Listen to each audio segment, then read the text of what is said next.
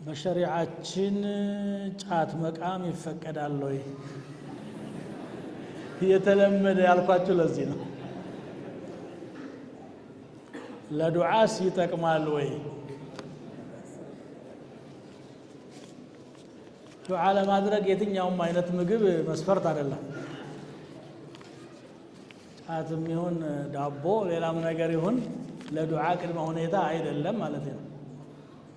ይሄ ለማንም ሰው ግልጽ ስለሆነ ነው በዚህ መልኩ መመልሰው ማለት ነው። ጫት እንግዲህ ቀደም ሲል እንደተናገርኩት ቅር የሚለው ሰው እንደሚኖር አውቃለሁ። እሱ የራሱ የግሉ አቋም ነው። እኔም ማምንበትን ነው የምናገረው።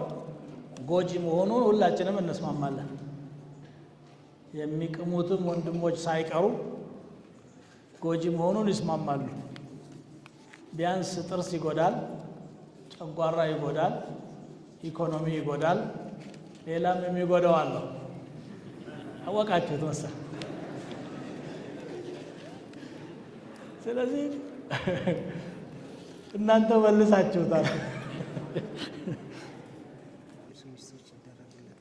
ሁለት እህትማማቾች ያገባ ወንድ ሁለት እህትማማቾችን ማግባት በመሰረቱ ራሱ ክልክል ነው። በጀነት ውስጥ ሁለቱም የእሱ ሚስት ናቸው ወይ ነው እያለ ያለው። ወአን ተጅመዑ በይነ ልኡኽተይኒ ኢላ ማ ቀድ ሰለፈ ብሎ ሱረቱ ኒሳ ላይ በግልጽ አስቀምጧል። ሁለት እህትማማቾችን አንድ ሰው ማግባት አይችልም። ምናልባት የሚቻለው አንዷን ከፈታ በኋላ ወይም ደግሞ አንዷ ብትሞት ሌላኛዋን ማግባት ይፈቀዳል። መሰብሰብ ነው የተከለከለውና የጀነቱን ሕክም ደግሞ እዚያው ጀነት ገብተን ነው የምናየው። አላህ ጀነት ያድርሰን። የእጅ ስራ በምንሰራበት ሰዓት ላይ ቁርአን እየቀራን መስራት ይቻላል? አዎ ይቻላል። እንደውም ተፈላጊ ነው።